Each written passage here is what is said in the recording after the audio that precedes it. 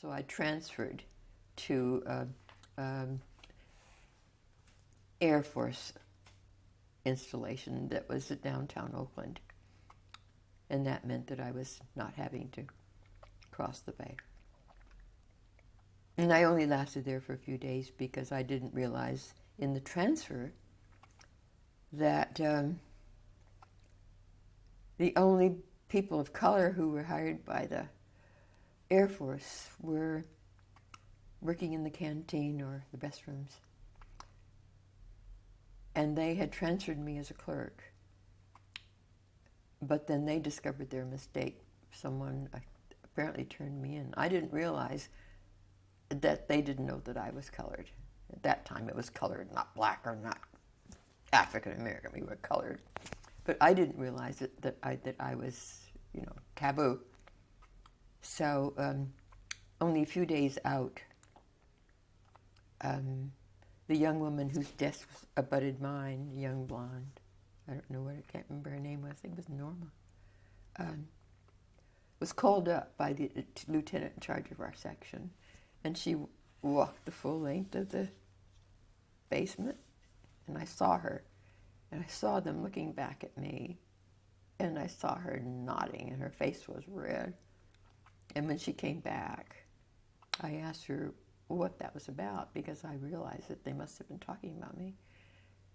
And she said, well, the lieutenant had told her that he noticed that we were getting pretty close and were going out to lunch together. And he thought that she ought to know that I was not white. And I walked completely up to his desk and said, who told you that I wasn't? I mean, what are you saying?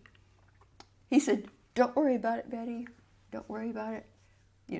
I've talked with your supervisors, and they say your work is fine, and they're all willing to work with you. And I said, but will they be willing to work under me if my job classification changes? And he said, we'll see it too that your salary reflects your rate. And I said, nope. So I walked out on the Air Force, went back and gathered up my things, and I pulled off. And 3 days later, my young husband, who had volunteered to go into the service because he was, as I say, he was playing left halfback for the San Francisco Dons, very fit, very American, Californian, never did live in the South at all, handsome guy. Mel had volunteered to fight for his country and found himself at Great Lakes in the Navy, where a black man could only cook. And he was horrified. He had offered to fight for his country. He had not offered to cook for his country. And he just absolutely refused.